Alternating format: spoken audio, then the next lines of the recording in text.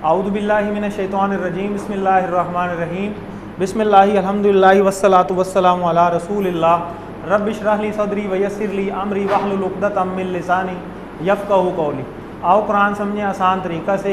हिस्सा अव्वल नमाज के ज़रिए लेसन नंबर 12A में आप सबको खुशामदीद। अस्सलामु अलैकुम वरहमतुल्लाहि वबरकातुहू। तो उम्मीद है सब पढ़ चुके होंगे लेसन। मिड भी माशाल्लाह काफ़ी लोगों ने किए, 18 लोगों ने मिड का पेपर अटैम्प्ट किया है, कुछ रहते भी हैं। तो तर्जमा कुछ देख लेते हैं। काफ़ी अब एक क्लास लास्ट में हुई थी, फिर मिड आ गया, फिर ब्रेक आ गई थोड़ी सी, काफ़ी दिनों बाद 14 दिन बाद क्लास हो रही है। तो तर्जमा कीजिए। नस्तईनु, एक से ज़्यादा जवाब हो सकते हैं। हम चाहते हैं या हम मदद मांगेंगे। समी अल्लाहु, सामिया तो आप पढ़ चुके हैं, ये इशारा है, ठीक है, ठीक है। तो सी में है अल्लाह ने सुन लिया, ठीक है जी। तो अहद के दो मायने कौन कौन से थे? एक और कोई, ठीक है। कुल वल्लाहु बाद में आपने पढ़ा था। तो ये थे पिछले इसबाक से सवाल। आज के लेसन में हम सूरह फलक स्टार्ट करेंगे इंशाल्लाह। और ग्रामर के अंदर फ़ेल मादी जो है वो हमारा कंप्लीट हो गया था, और अब आज हम फ़ेल मदारे जो है वो स्टार्ट करने जा रहे हैं, ठीक है। और आपको याद होगा कि हमने फ़आला, जाअला और फ़ातहा यहाँ से ही स्टार्ट किया था। फ़ेल माजी पहला सेट था, तो मुदारे में भी उसी तरीके से पहला सेट यही है। तो किस तरह चेंजिंग आती है वो हम आगे इंशाल्लाह देखेंगे। नुकात तालीम और शौक़ की बात भी इंशाल्लाह एक आएगी। 13 नए अल्फाज इस लेसन में आ रहे हैं, और कुरान मजीद में वो तकरीबन 850 बार तकरीबन जो है वो आए हुए हैं, 841 बार अल्हम्दुलिल्लाह। तो अल्लाह का शुक्र अदा कीजिए कि आप इस सफ़र को जारी रखे हुए हैं। तो अल्लाह के शुक्र जब बंदा करता है ना, तो नेमत में इजाफ़ा होता है। और शुरू में देखें, मुझे याद है कि बारिश में भी एक क्लास ऐसी थी कि बाहर लोगों को हमें बिठाना पड़ा, ठीक है। तो बाद में जो है ना, वो शैतान जो है ना वो सबके साथ है, ठीक है। वो भी फिर जो है ना अपनी कोशिश करता है, जैसे हम अपनी कोशिश करते हैं, इस तरह वो भी अपनी कोशिश में तो वो भी लगा हुआ है। तो उसकी कोशिश को हम नाकाम बनाएं। कैसे? औज़ु बिल्लाहि मिनश शैतानिर रजीम पढ़ें, अल्लाह का शुक्र अदा करें, ठीक है। और इसकी जो अहमियत है उसको अपने दिलों में उतारने की कोशिश करें।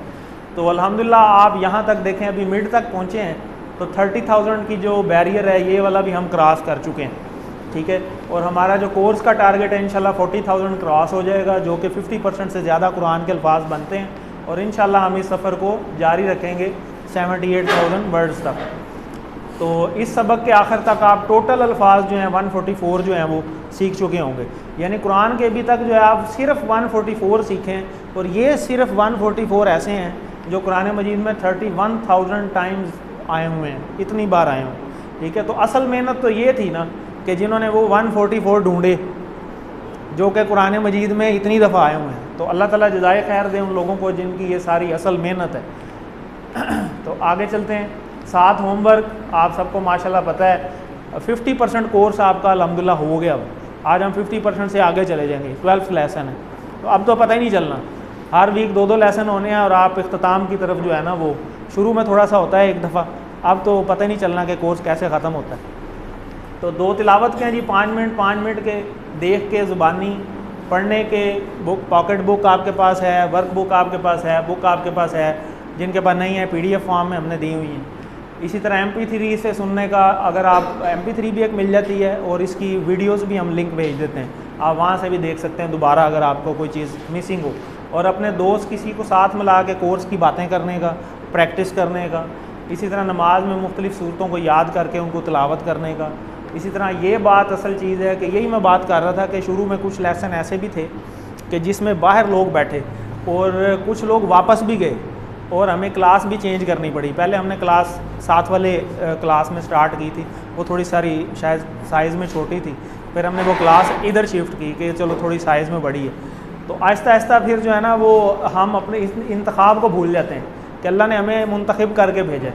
तो रब्बी ज़िदनी इल्मा, अल्लाह से दुआ भी मांगते हैं। अल्लाह से मांगेंगे तो अल्लाह ताला अता करेगा, अल्लाह ताला ही देता है, ज़ाहिर है। तो ए अल्लाह कुरान की क्लास में कुरान को सीखने में मेरी मदद फरमा, आमीन। तो आज हम सूरत अल-फलक जो है वो इंशाल्लाह स्टार्ट करेंगे। सूरह फलक और सूरह नास जो है ना, ये जो आखिरी 2 सूरतें हैं, इनको मुअव्वज़तैन बोला जाता है, मुअव्वज़तैन। क्या बोला जाता है? मुअव्वज़तैन। ठीक है, ये वाव पे जो ज़रा ज़ोर देना, मुअव्वज़तैन। ठीक है, तो पनाह मांगने वाली दो सूरतें हैं ये दोनों। ठीक है, हर नमाज के बाद सूरह इखलास और मुअव्वज़तैन को एक दफ़ा और फजर और मगरिब के बाद 3-3 दफ़ा पढ़ना रसूलुल्लाह सल्लल्लाहु अलैहि वसल्लम की सुन्नत भी है। ये पहले भी आपको एक बार बताया गया कि हर नमाज के बाद एक दफ़ा और फजर और मगरिब के बाद 3-3 दफ़ा। तो हज़रत आयशा रज़ियल्लाहु ताला अन्हा से रिवायत है कि रसूलुल्लाह सल्लल्लाहु अलैहि वसल्लम जब अपने बिस्तर पर आराम फरमा होते तो अपने हाथों में इनको पढ़ के फूंकते और मुअव्वज़ात पढ़ते और इनको अपने जिस्म पर फेर लेते। ये हदीस का मफ़हूम है। तो ये बड़ी ज़रूरी हैं और ये पनाह मांगने वाली सूरतें हैं और इनकी क्या इंपॉर्टेंस है वो इंशाल्लाह आज हम देखेंगे भी। तो हर किस्म के शर, हसद और जादू से बचने की ये एक बेहतरीन सूरत है। कौन सी सूरत? फलक। शर से, हसद से, जादू से बचने की एक बेहतरीन सूरत है जो ख़ुद अल्लाह ताला ने हमें सिखाई है, कुरान में नाजिल फरमाई। तो हम में से कौन है जो शर और इन चीज़ों से नहीं बचना चाहता? और आजकल के मुआशरे में आप देखें कि यही 3 चीज़ें तो हैं ख़ुसूसी तौर पे हमारे पाकिस्तान के अंदर, या शर है, या एक दूसरे से हसद है कि इसके पास ये क्यों चीज़ आ गई, मेरे पास क्यों नहीं है। ठीक है, और जादू है, और ये जादू और तवीज़ और ये सारे काम जो हैं ये भी हमारे पाकिस्तान में बहुत ज़्यादा। तो इन सारी चीज़ों से बचने की जो बेहतरीन सूरत वो क्या है? ये आखिरी 2 सूरतें मुअव्वज़तैन और इसके साथ सूरह इखलास को मिला लें आप। तो हम में से कौन है जो इनसे नहीं बचना चाहता? ये सारे बचना चाहते हैं। तो इनसे अमल करने की हमें अल्लाह ताला तौफीक दे। और ये असल चीज़ है कि ये जो चीज़ है ना, इसको अपनी आदत बना लें कि हर नमाज के बाद, नमाज अल्हम्दुलिल्लाह सब ने पढ़नी होती है, तो हर नमाज के बाद एक दफ़ा इनको पढ़ लें और फजर और मगरिब के बाद जो है ना ख़ुसूसी तौर पे 3-3 दफ़ा पढ़ के अपने जिस्म पे फूंक लें तो इंशाल्लाह अल्लाह ताला हिफाजत फरमाएंगे। ठीक है, तो आए इसकी थोड़ी सी हम तिलावत सुन लेते हैं और इसमें से जो कुछ अल्फाज ऐसे होंगे जो आपने से पहले से किए होंगे, तो जो किए होंगे वो आपने ज़रा गौर करने कि अच्छा ये तो मुझे पहले से आता है।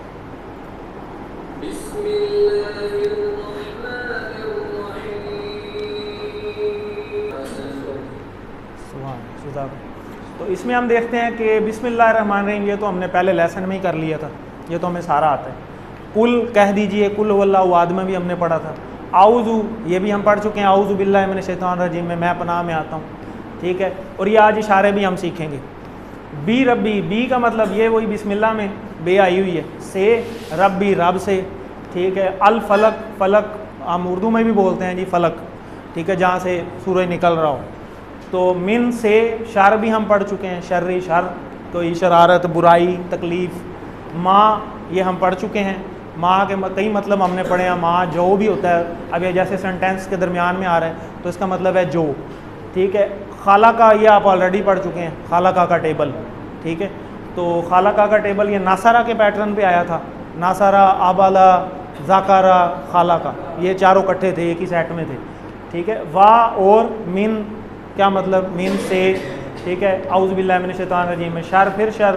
गासिक इसको हम देख लेते हैं, इज़ा ये भी हम देख लेते हैं, जब। वा मिन ये हम दोनों हमने पढ़े हुए हैं, शर भी पढ़ा हुआ है, फ़ी भी हमने पढ़ा हुआ है, ये अलिफ लाम लगा हुआ है, ये इसम हमें पता चल रहा है, ये चीज़ें हमने पढ़ी हुई हैं। वाह ये भी हमने पढ़ा है, वाह मिन शर्री, फिर वही बात आ गई। हासिद ये वैसे भी उर्दू का लफ्ज़ है, हसद हमें पता चल रहा है। इदा, जब, और ये भी हसद। ठीक है, तो देखें बहुत सारी चीज़ें हमें पहले से पता चल रहा है। तो यही इस कोर्स का मकसद है कि हमारा कुरान मजीद से ताल्लुक़ बने, ऐसा ताल्लुक़ बने कि हमें ख़ुद ब खुद इनका तर्जमा करना पता चल जाए। अभी हमने ये की नहीं है, लेकिन हमें पहले ही मोर देन 50% चीज़ों का पता चल रहा है कि अच्छा ये इसका ये मतलब है, ये आइडिया एक हो जाता है। ठीक है, बाकी आप हम आगे देख लेते हैं। कुल आऊज़ु बि रब्बिल फलक। ठीक है, कुल कह दीजिए, आऊज़ु मैं पनाह में आता हूँ, बी रब्बी रब की, अल फलक सुबह के। तो ये सारी चीज़ें तो हमें पहले से ही आती थी, फलक उर्दू का लफ्ज़ है। तो कुल कह दीजिए, आऊज़ु बिल्लाह में हमने ये देखा था, आऊज़ु बिल्लाहि मिनश शैतानिर रजीम में, तो मैं पनाह में आता हूँ। ठीक है, किसकी? बी रब्बी रब की पनाह में आता हूँ। ठीक है, अल फलक सुबह, तो सुबह में। ठीक, इसको हम तसव्वुर एहसास के साथ देखते हैं कि इसका फिर हमारे साथ क्या ताल्लुक़ बन रहा है यहाँ पर। ठीक है, तो याद रखें कि क्योंकि इसमें शर का ज़िक्र है, हसद का ज़िक्र है, जादू का ज़िक्र है, 3 चीज़ों का ज़िक्र है। तो ये 3 चीज़ें तो हमारे इर्द गिर्द हैं ही हैं।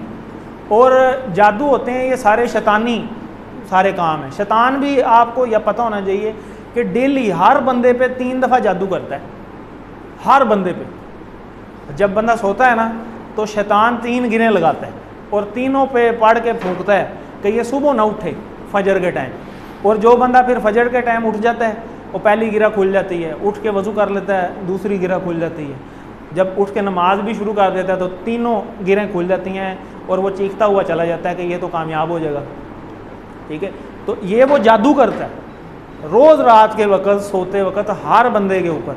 और आप अगर सुबह नहीं उठते तो वो जब फिर आप सुबह लेट उठते हैं, ठीक है, तो फिर आप कभी गौर कीजिए, अल्लाह ना करे ऐसा टाइम हो, लेकिन जब आप ऐसा कभी एक्सपीरियंस हो तो आप नोट करें कि आपका सर भारी होगा, अजीब सी सुस्ती आपके साथ होगी। वो जादू का असर है, वो जो उसने रात को किया था। वो 3 गिरें आपके साथ चलनी है और अगले दिन फिर वैसे ही हो गया तो 3 जमा 3 6 और फिर 6 हो जाएंगी और फिर वो बढ़ता जाएगा, उसका असर बढ़ता जाएगा और उस असर को उतारने में फिर टाइम लगता है। फिर हम कहते हैं ना कि जी मुझे मज़ा नहीं आ रहा एक चीज़ का, क्योंकि उसका असर उतरते उतरते टाइम लगता है, वो उसने जादू किया हुआ। तो इस जादू से हमें बचना चाहिए। तो याद रहे कि इंसान फितनों के हमलों में, दिन और रात की आफात में, ठीक है, बाज़ शर पसंद इंसानों में, हासदों में, वायरसों में, इर्द गिर्द हमारे कितनी प्रॉब्लम्स हैं और हर प्रॉब्लम का हल क्या है? अल्लाह के पास है। तो ये बेहतरीन दवाई जो है अल्लाह ताला ने हमें खुद ब खुद दी हुई है, बजाय इसके कि हम इधर उधर फिरते रहें। हम इन चीज़ों पे अमल की तरफ हमें आना चाहिए, अल्लाह की अज़मत को महसूस करते हुए, उसकी रबूबियत को, कि जिस तरह आज तक उसने मेरी हिफाजत की है, ठीक है, अल्लाह से आगे भी दरख्वास्त है कि वो हमारी हिफाजत करे। रब्बिल फलक के अल्फाज पर गौर करना है कि जिसने सुबह का पैदा किया है, यानी सुबह का रब। तो सुबह की आप ताजगी देखें ना कि सुबह एक अजीब ही माहौल होता है कि हर चीज़ फ्रेश होती है। पिछले दिन का सारा काम आप भूल चुके होते हैं, पिछले दिन की जो भी थकावट होती है वो आप पीछे छोड़ चुके होते हैं और नया स्टार्ट एक आप अल्लाह का नाम लेके कर रहे होते हैं कि चलो आज मैं ये काम करूँगा। फिर सुबह की जो फ्रेशनेस है, जिनको आदत है सुबह वाक पे जाने की, या फजर की नमाज भी जब बंदा नमाज मस्जिद में पढ़ने जाए तो वापसी पे कैसी एक बेहतरीन एक फ्रेशनेस होती है, कोई आलूदगी नहीं, कोई शोर शराबा नहीं, वो परिंदों की आवाज़ें चल रही हैं। और कभी आप देखें कि कभी सूरज लेट नहीं हुआ, हर एक बड़ा एक पैटर्न के साथ हर चीज़ अल्लाह का निज़ाम चल रहा है। तो इन सारी चीज़ों से हमें अपना रब को याद रखना चाहिए कि अल्लाह की कैसी नेमत है जो हमारे अराउंड है। तो ये सारी बातें यहाँ पे लिखी हुई हैं। तो अल्लिम, इसको एक दफ़ा देख लीजिए। कुल कह दीजिए आउदू, मैं पनाह में आता हूँ भी रब्बी, रब की, अल फलक, सुबह के। तो आउदू बी का के क्या मायने हो सकते हैं? आउदू होता है मैं पनाह में आता हूँ, बी का सामने, हु हुम, का जी कुम ना, तो ये का सामने, ठीक है, आपकी, का हो जाएगा ना आपकी, वहाँ भी रब्बी था तो रब की, तो यहाँ का हो गया आपकी। अल फलक के मायने बताइए, सुबह। आगे देखते हैं, मिन शर्री मा खलक, तो मिन हमें पहले से पता है, ठीक है, से शर, माँ जो, उन चीज़ों से जो, खाला का उसने पैदा किया। किसने पैदा किया? अल्लाह ने। तो ये अल्लाह के बारे में बात हो रही है, ठीक है। आपको बताया था हमने शुरू में जब फेल मादी स्टार्ट हुआ था, जैसे फ़र्ज़ करें ये खालाका का टेबल है, तो खालाका में क्या था? खालाका, खालकू, खलकता, खलकतू, खलकतुम, खलकना और खालकत। तो खालाका के अंदर ही ये चीज़ आ गई कि उसने पैदा किया। तो उसने का हमने एक टेबल पढ़ा था, हुआ, शुरू में किया था ना, वो, हुआ, हुम, अंता, अना, अंतुम, नाहनु और हिया, ठीक है। तो ये हुआ जो है ना, इसके अंदर ही जज़ब हो गया हुआ है, ठीक है। नहीं भी लिखें तो वो हुआ उसके साथ है, ठीक है। अभी आज मदारे के अंदर ये चीज़ें आएंगी, इसलिए मैंने आपको थोड़ा सा याद कराया कि वो जो टेबल है ना इसके साथ ही है।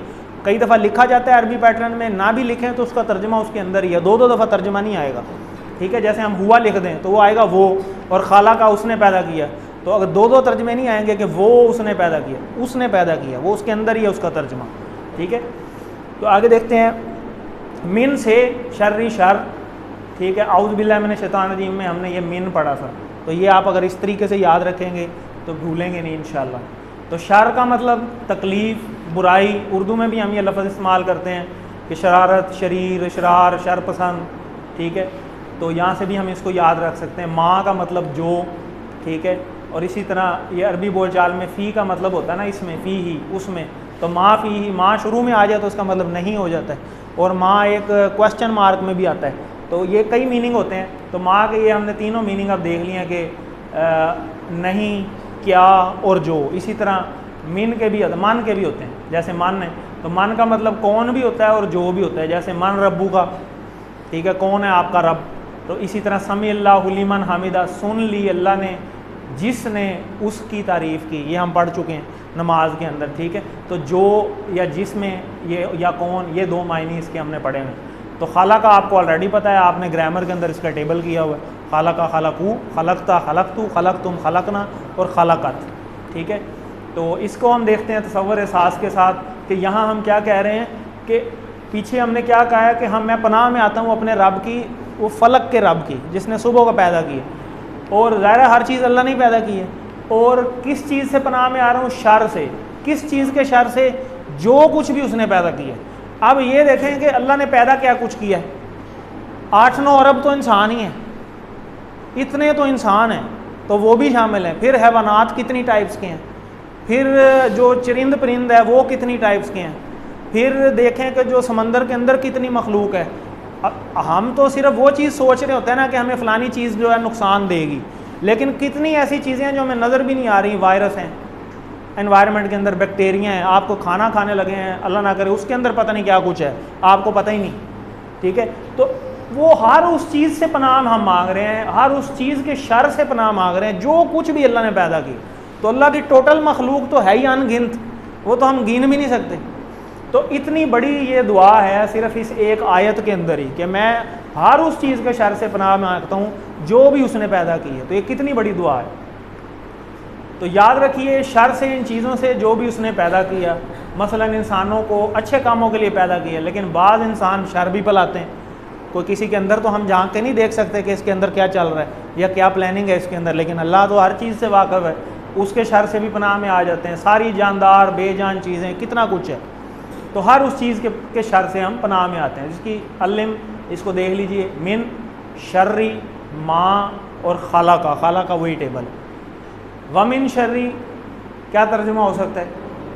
वाह और मिन से, शर्री शर से, ठीक है, और शर से। शर के मायने क्या क्या हो सकते हैं जी? ACD, नाफरमानी भी होता है। तो वमिन शर्री गासिकिन इज़ा वक़ब। अब अगली दुआ आ रही है। अब इस सूरत के अंदर हम 3 चीज़ों से पनाह में आ रहे हैं। एक शर से, तो वो तो पीछे हमने दुआ मांग ली। अब अगली चीज़ आ गई, अगली चीज़ आ गई, और किस चीज़ के शर से? गासिकिन, अंधेरे से, इज़ा वक़ब, जब वो छा जाए, ठीक है। वाह हमें पहले पता है, मीन हमें पता से, शर हम पहले पढ़ चुके हैं। गासिक कहते हैं अंधेरे को, इदा जब, ये भी हमें पहले पता है। वाकब कहते हैं जब वो छा जाए, जैसे अब मगरिब के बाद अंधेरा छाना शुरू हो जाता है। तो इस अंधेरे से भी जो है वो हम पनाह में आ रहे हैं। वा मिन शर्री, 3 इसके टुकड़े हैं, गासिक अंधेरा, इदा, इज़ या इज़ा दोनों जब में आते हैं, और वाकबा जब वो छा जाए। तो इससे हम तसव्वुर साथ साथ देखते हैं कि हमारे लिए क्या इसमें असबाब हो सकते हैं। तो रोज़ाना देखें, हर 12 घंटे के बाद रात आती है, ठीक है। तो रात में कमाने का वक़्त फिर ख़त्म हो जाता है, नॉर्मली जो रूटीन है। आजकल तो वैसे वो 24 घंटे शिफ्टें भी चल रही हैं, ठीक है। तो इंसान निस्बतन फ़ारग होता है, खाली दिमाग शैतान का कारखाना बन जाता है। और ज़्यादातर जितनी प्रॉब्लम्स हैं ना माशरे के अंदर, वो ज़्यादातर अंधेरे में ही शुरू होती हैं। जैसे चोरी डाके, ठीक है, कोई शरारत किसी ने कर दी, कोई किसी का नुकसान करके चला गया, अंधेरे में पता नहीं चलना। तो ये सारी चीज़ें अंधेरे में क्योंकि होती हैं, तो इसलिए उस अंधेरे से भी हमने इस चीज़ के अंदर अल्लाह से हम पनाह मांग रहे हैं। तो रात के वक्त अक्सर चीज़ें गलत, शरूर जैसे ख़राब TV प्रोग्राम, सिनेमा, क्लब, बदकारियाँ वगैरह ज़्यादा हो जाती हैं नॉर्मली। तो दुश्मन के हमले भी ज़्यादातर अंधेरे में आसान हो जाते हैं, किसी भी किस्म का नुकसान उसने करना हो। तो इसको एक दफ़ा देख लेते हैं। वमिन शर्री गासिकिन इदा वक़ब, और शर से अंधेरे के। गासिक का क्या मतलब? अंधेरा। इदा जब, और वक़ब जब वो छा जाए। इदा जब, ठीक है। आगे देखते हैं। वमिन शर्रि नफ़्फ़ासाति फ़िल उक़द। अब इसमें फिर अगली दुआ आ गई अगले आयत के अंदर। अब हम किस चीज़ के शर से पनाह मांग रहे हैं? फूंके मारने वालियों से, गिरों में। तो गिरों के अंदर जो फूंके मारनी यानी जादू, जैसे शैतान करता है। तो शैतान, मैंने जैसे आपको बताया कि डेली हर बंदे के ऊपर 3 गिरें लगाता है। हर गिरा के ऊपर वो पहले गिरा लगा के फिर कुछ फूंकता है, यानी जादू करता है। तो उसका असर फिर हमारे पर रहता है। कई दफ़ा नमाज के वक़्त हमें सुस्ती महसूस हो रही होती है। ये ख़ुसूसी जो नमाज़ पढ़ते हैं ना, उनको ये बात पता चल रही होगी कि आप देखें कि नमाज से पहले आपको सुस्ती महसूस हो रही है, आप या नींद आ रही है, आप नमाज पढ़ के आए, आपकी नींद भी उड़ गई होती है, आपकी सुस्ती भी दूर हुई होती है, ऐसे बंदा फ्रेश हुआ होता है। वो जादू का असर होता है। जो उसने डेली आपके ऊपर किया होता है, वो 5 नमाज़ों तक चल रहा होता है, आहिस्ता आहिस्ता उसका असर चल रहा होता है। उसका असर ख़त्म हो जाता है जब हम 5 नमाज़ें हर नमाज के वक़्त वो इसी तरीके से जो है कर रहा होता है। बाकी माशरे के अंदर भी कितने वो हसद भी है, शर भी है, अंधेरा भी है, उन चीज़ों का भी हमारे ऊपर असर होता है। जैसे वाईफाई है, वाईफाई के सिग्नल हमें नज़र आ रहे हैं लेकिन फंक्शन तो है, हर मोबाइल, हर लैपटॉप, हर चीज़, आजकल तो हर चीज़ ही वाईफाई नेट के साथ जुड़ी हुई है। इसी तरह ये हसद, जादू, शर ये हमें नज़र नहीं आते लेकिन हमारे इर्द गिर्द मौजूद हैं और उसके असरात होते हैं हमारे ऊपर। तो इनसे बचने के लिए हमें इसको बार बार पढ़ना चाहिए। तो इसको हम देख लेते हैं। वमिन शर्री, ये तो वही है, ये आगे हमने देखा है। नफ़ासात, नफ़ासा ये लफ्ज़ निकला है नफ़ासा से। नफ़ासा सिंगुलर है और ये मुअन्नस है और इसकी जमा है नफ़ासात, अलिफ ते, और अलिफ ते इकट्ठा करें तो यहाँ पे खड़ी ज़बर आ जाती है। ये उसी तरीके से लिखा हो, ठीक है। इसका मतलब होता है फूंक मारने वाली, जादूगरनी, नफ्स जादूगर, और ये जमा है, ठीक है। तो ये इस तरह गिरा हुआ है। उकदा, उकदा कहते हैं गिरा को, ठीक है, और उकद उसकी जो है वो जमा है, ठीक है। गिरोह में, ये गिरोह नहीं, गिरोह में, गिरा जैसे लगती है। तो ये उकद, जैसे हम शादी की गिरा को कहते हैं उकद, ठीक है। ये उर्दू में भी कई जगह लफ्ज़ इस्तेमाल होता है, अक़द, ठीक है, शादी की गिरा। तो ये इससे जादू से हम पनाह में जो है ना वो मांग रहे हैं। तो नबी पाक सल्लल्लाहु अलैहि वसल्लम पे भी जादू हो गया था ना, तो वो फिर यही सूरतें नाजिल हुई थी। तो हज़रत अली रज़ियल्लाहु ताला अन्हु फिर वो कुएँ में उतरे थे, वो जाके वो चीज़ें को उठा के लाए, उसमें से फिर ये एक एक आयत पढ़ते गए और फिर वो सुइयाँ निकालते गए। तो फिर वो जादू का असर जो है वो देखें, अल्लाह के नबी का क्या मुकाम है, फिर उन पे भी जादू कर दिया था। तो और अरब के जादूगर मशहूर थे बहुत ज़्यादा। तो वो मूसा अलैहिस्सलाम की कौम भी देखे ना, वो जादू वाला सारा वो वाक़या आपको पता है, वो पूरे दुनिया जान के जादूगर उन्होंने इकट्ठे कर लिए। तो ये जादू तो बड़े पुराने अरसे से चला आ रहा है। तो फ़िल-उक़द में, गिरोह में, इसको हम देख लेते हैं दुआ और एहसास के साथ कि हर मसले का हल है। इसका मतलब है हमारे बाज़ ख़ानदानों में एक बड़ा मसला है, यहाँ मत खाओ, वहाँ मत पियो, कुछ भी हो जाएगा, ये हो जाएगा, वो हो जाएगा। ये बदगुमानियाँ हमारे बहुत ज़्यादा हैं जी, काली बिल्ली आगे से गुजर गई है, ये हो गया, अब रास्ता चेंज कर लें, फ़लानी चीज़ हो गई, फ़लानी हो गई। तो ये सारी चीज़ें जो है ना, ऐसे कुछ कोई चीज़ नहीं होती। ये हल जो है ना, उन हल पे तवज्जो देने की ज़्यादा ज़रूरत है। इन चीज़ों पे जब अमल करेंगे तो इंशाल्लाह कुछ भी नहीं होता है। जैसे घर से निकलते दुआ पढ़ लें, बिस्मिल्लाह तवक्कलतु अल्लाह, आयतल कुर्सी हर बंदे को आती है, उसको बार बार पढ़ने की कोशिश करें और ये इन चीज़ों की तो आदत बना लें। तो हदीस का मफ़हूम क्या है, ये जो अभी हमने शुरू में देखी कि हर नमाज के बाद कितनी दफ़ा पढ़नी है, एक बार कुल वल्लाहु अहद और मुअव्वज़तैन, और मगरिब और इशा, फजर और मगरिब के बाद 3 दफ़ा, और सोने से पहले भी 1 दफ़ा। अगर इसको कर लेंगे तो इंशाअल्लाह अल्लाह ताला हिफाजत फरमाएंगे। जादू एक सख्त आजमाइश है। अच्छे खासे लोगों का अकीदा जो है वो डगमगा जाता है और इसके इलाज की खातिर गलत काम करने लगते हैं, इधर उधर जाके इलाज करवाते हैं, वो पता नहीं आगे से फिर कुछ दे देते हैं, तो वो अकीदा भी कई दफ़ा ख़राब कर देते हैं। तो आजमाइश तो यही है ना, शैतान चाहता क्या है, शैतान क्या सिर्फ ये चाहता है कि आपकी दुनिया ख़राब हो जाए, वो चाहता है आपकी आखिरत तबाह हो। असल तो आखिरत है, वो अगर अकीदा ख़राब हो जाएगा तो वो आपकी आखिरत भी तबाह कर देगा। दुनिया का नुकसान तो छोटा मोटा पूरा हो जाएगा किसी तरीके से, लेकिन अगर आखिरत का नुकसान हो गया फिर वो तो पूरा ही नहीं होगा। तो वो ये चाहता है कि आपकी आखिरत तबाह कर दे, किसी ऐसे मसले में आपको फंसा दे कि आपका दीन से ईमान उठ के आपका लोगों की मुख्तलिफ बातों के तरफ लग जाए और अल्लाह से आप हट जाएँ। जब अल्लाह से हट के दूसरी चीज़ों पे शुरू होंगे तो ज़ाहिर है कि आपका अकीदा ख़राब करेगा। जब अकीदा ख़राब करेगा तो वो उसका एंड रिज़ल्ट क्या है कि आपकी आखिरत तबाह कर दी उसने। तो इससे पनाह अल्लाह ताला जो है अल्लाह ताला बचा के रखे, आमीन। तो ये हर मसले का हल।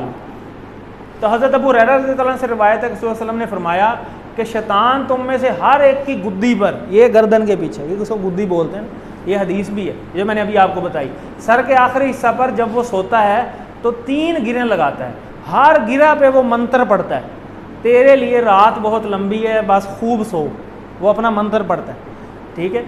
और अगर वो बेदार हो जाता है, अल्लाह का जिक्र करता है तो पहली गिरा खुल जाती है, फिर अगर वज़ू कर लेता है तो फिर एक और गिरा खुल जाती है, फिर अगर उठ के फजर की नमाज़ पढ़ लेता है तो फिर एक और गिरा खुल जाती है। और वो सुबह इस हाल में करता है कि वो हशाश बशाश और पकीज़ा नफ्स होता है, वरना उसकी सुबह इस हाल में होती है कि वो खबीस नफ्स और सुस्त होता है। ये हदीस का मफ़हूम। तो कितनी ज़बरदस्त बात है। तो ये रोज़ का ही काम है, शैतान नहीं भूलता, हम भूल जाते हैं, वो रोज़ करता है, तो हमें भी नहीं भूलनी चाहिए, हमने मुकाबला करना है ना उसका। तो इसको एक बार देख लें, वमिन शर्रि नफ़्फ़ासाति फ़िल उक़द, इस आयत के अंदर हमने किस चीज़ से पनाह मांगी है, जादू से, ठीक है। तो इसको देख लें, उक़द क्या कहते हैं, गिरा को, गिरें। आगे देखते हैं अगली आयत, वमिन शर्रि हासिदिन इज़ा हसद, ये लास्ट आयत है और इसमें हम हसद वाले से, ठीक है, हसद से पनाह मांग रहे हैं। ये हमें वैसे भी उर्दू का लफ्ज़ है इसलिए हमें देखते ही पता चल रहा है। वमिन शर्रि ये तो वही है जैसे पहले पढ़ रहे हैं, हासिद कहते हैं हसद करने वाला, इज़ा जब हसदा वो हसद करे, ठीक है, जैसे खाला का उसने पैदा किया, हसदा उसने हसद किया, ठीक है, ये भी वही ग्रामर के इशारा वही है। देखें हमने वो फ़ाला पढ़ा है ना, तो वो भी 3 हरूफ पे था, तो उसी पैटर्न के ऊपर है हसदा, तो हमें पैटर्न से भी आइडिया हो जाता है कि अच्छा यार ये फ़ेल माजी लग रहा है जिसने हसद किया। वमिन शर्रि और से, शर से, हासिदिन हसद करने वाला। अब हसद क्या है कि किसी की नेमत के ऊपर इस तरह का हसद करना कि अल्लाह करे इससे तो छीन जाए, मुझे मिले ना मिले, इससे तो जाए ना, हसद ये होता है। और एक होता है रश्क, ठीक है, रश्क जायज़ है। रश्क यह है कि अल्लाह ताला ने इसको नेमत दी है, अल्लाह ताला इसकी नेमत में बरकत डाले और अल्लाह मुझे भी अता करे, ये तो होती है रश्क करना।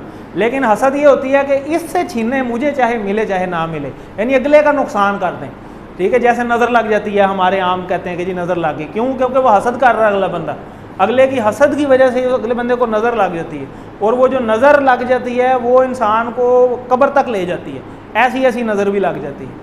तो इस चीज़ से स्पेशली हमें बचना चाहिए और इस सूरत का स्पेशल डेली बेस पे एहतमाम करना चाहिए। बच्चे छोटे घरों में हैं उनको तो स्पेशली याद करवाएं, वो डेली की एक आपकी रूटीन हो घरों के अंदर के बच्चे भी पढ़ें, तो इंशाल्लाह इन चीज़ों से हम महफूज रहेंगे। तो रश्क जायज़ है और हसद जो है वो हराम है। इदा ये हम ऑलरेडी देख चुके हैं, हसदा उसने हसद किया, तो इसको हम देख लेते हैं। जैसे वो एक मुहावरा बना हुआ है कि मोची मोची से हसद करता है, वो एक दुकान बन जाए ना नाई की, वो बिल्कुल साथ वाली एक और नाई वाली दुकान बन जाती है। वो जैसे इधर हमारे सरगोदा में देख लें, वो हाफिज़ सोडा वाटर है, पूरी लाइन में हाफिज़ सोडा वाटर ही है, किसी ने 1932 लिखा हुआ है, किसी ने 1948 लिखा हुआ है, पता नहीं है भी था कि नहीं। तो वो बात सिर्फ यही है कि वो सिर्फ चल सो चल है, एक दूसरे से मुकाबला है कि भाई ये कर रहा है तो मैं भी पीछे न रह जाऊँ, ठीक है। हसद जो है ना ये नहीं करना चाहिए। अल्लाह ताला से किसी के पास कोई नेमत देखें तो क्या करना चाहिए? माशाल्लाह। हमारा दीनी तरीका क्या है? माशाल्लाह, कि अल्लाह ने इसको दी है, अल्लाह ताला मुझे भी दे, माशाल्लाह कहें, ठीक है, ताकि अल्लाह फिर दूसरे की आप नेमत पे शुक्र करेंगे तो अल्लाह उसको भी बरकत देगा और इंशाल्लाह अल्लाह ताला आपको भी देगा, ठीक है। तो हसद करने वाला दरअसल ये कहता है कि अल्लाह ताला ने तूने इसको क्यों दे दिया, बस इससे तो जाए ना, मुझे चाहे मिले चाहे ना मिले, बस दूसरे से लेके खुशी हो रही थी उसको। तो ये शैतानी वसवसा है, तो ये शैतान, उसको भी शैतान ही ज़ाहिर डाल रहा है ना वसवसा, तो शैतान बंदों को भी अपना एजेंट बना लेता है, ठीक है। वो आगे इंशाल्लाह सूरह नास आएगी, उसमें आप देखेंगे कि शैतान बंदों को भी अपना एजेंट बना लेता है, और कई इंसान जो हैं वो बेसिकली शैतान ही एजेंट फिर रहे होते हैं, क्योंकि वो जिन्नों में से भी है और इंसानों में से भी। तो इस सूरत के अंदर हमने क्या किया कि हमने 3 शरूर से अल्लाह की पनाह मांगी, अंधेरे से, नफासात जादू से, हासिद हसद से, ठीक है। और अल्लाह को पुकारा कितनी दफ़ा? 1 दफ़ा, ठीक है। कुल आऊज़ु बिरब्बिल फलक, ठीक है, 1 बार पुकारा और 3 चीज़ों से पनाह मांगी। ये 3 चीज़ें जो हैं ये आपका दुनियावी नुकसान करती हैं। अब जब आगे आएगी ना सूरत, उसमें अल्लाह को हम 3 दफ़ा पुकारेंगे, सूरह नास जो आएगी तो अगले कल जो इंशाल्लाह पढ़ेंगे, उसमें 3 दफ़ा अल्लाह को पुकारेंगे और एक चीज़ से पनाह मांगेंगे। यानी यहाँ पे 1:3 है और उसमें 3:1 है। इसका मतलब है कि वो कोई बहुत ही इंपॉर्टेंट चीज़ है जिससे पनाह मांगने के लिए हमने अल्लाह को 3 दफ़ा बुलाया मुख्तलिफ़ तरीके से, तो वो इंशाल्लाह हम कल देखेंगे। तो वमिन शर्रि हासिदिन इज़ा हसद, आगे देखें सूरह फलक में ख़ास तौर पर 3 शरूर का जिक्र है। कौन कौन सी? जी भी, रात यानी अंधेरा, जादूगर और हसद, हासिद से।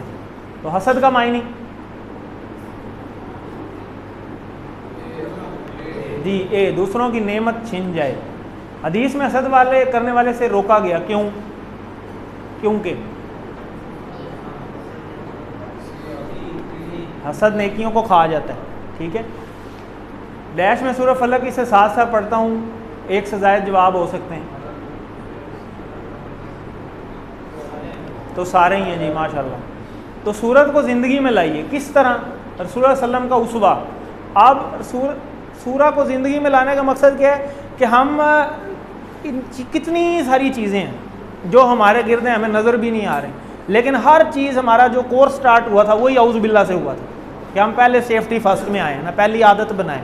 तो यहाँ पे भी इसी बात का जिक्र है कि हम इन चीज़ों को अमाल में लेके आएँ ना, अपने अमाल में लेके आएँ, ठीक है, क्योंकि अमलों का ही तो असल चीज़ है कि हम अमल नहीं करते, अमल में लेके आएँ। उसवा का मतलब यही है कि 3-3 बार उसको पढ़ें फजर और मगरिब के बाद। कौन है जो महफूज नहीं रहना चाहता? हर बंदा महफूज रहना चाहता है।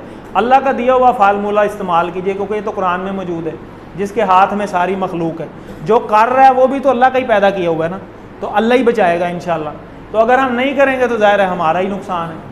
और सूरह को ज़िंदगी में लाइए कि दुआ के साथ साथ कोशिश भी हो, क्योंकि हमारी सिर्फ ये नहीं सिर्फ दुआ करते रहें, साथ साथ कोशिश भी करें और उसको आगे भी लेकर चलें। आज ख़राब इंसानों का शर इतना बढ़ गया है कि किसी मुल्क में अब देखें, ये सारी बात यही कि पूरा जो कफ़ार है ना वो मुसलमानों के ख़िलाफ़ इकट्ठा हुआ है, वो इकट्ठे मिल के मेहनत कर रहे हैं कि हमने एक मुल्क को तबाह करना है, वो सारे मिल जाते हैं। अब पाकिस्तान को ही देख लें, जैसे एक छोटी सी हम एग्जांपल देते हैं कि आपने फ़लानी चीज़ फ़लानी से नहीं ख़रीदनी, भाई क्यों? फ़लाँ से नहीं ख़रीदनी, इधर से लें, महंगी लें, उधर से सस्ती मिल रही है, सस्ती नहीं लेनी, पाबंदियाँ हैं। इस तरह मुस्लिम कंट्री आप कोई भी उठा कर देख लें, कोई भी, कोई जंग बता दें जो किसी दूसरे कंट्री पे लगी हो जो नॉन मुस्लिम हो, मुश्किल ही है, ठीक है। ये अब जाके यूक्रेन की जंग लगी, वो इसलिए है कि यूरोप की सोने की चिड़िया बन गया था यूक्रेन, कि इतना ज़्यादा इकनॉमिकली स्ट्रांग हो गया था कि बाकी जो सुपर पावर्स हैं उनको ख़तरा पड़ गया कि ये कहीं इतने स्ट्रांग ना हो जाए कि हमारे से भी आगे निकल जाए। तो सारे मुसलमानों को देख लें, ईरान पर देख लें, उस पर पाबंदियाँ हैं, पाकिस्तान पर देख लें, साथ अफ़गानिस्तान देख लें, इराक़ देख लें, अभी सीरिया देख लें, उसका क्या हाल हुआ। तो मुसलमानों के ख़िलाफ़ जब भी कुछ होता है सारे इकट्ठे हो जाते हैं, मुसलमान इकट्ठे नहीं होते।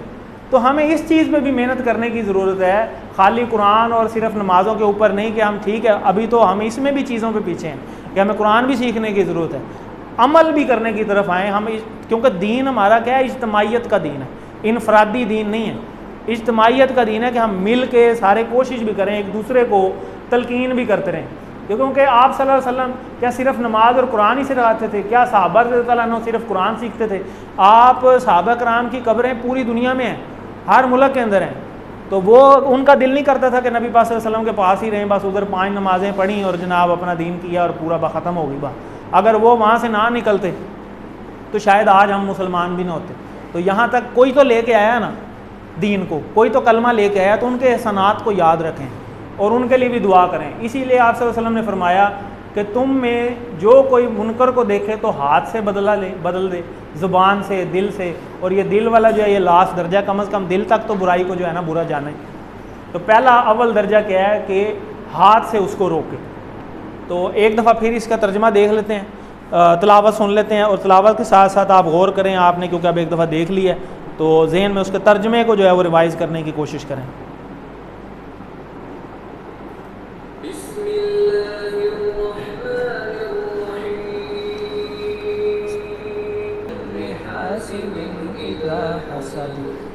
जज़ाकल्लाह। तो यहाँ तक हमारा पार्ट ए पूरा हुआ।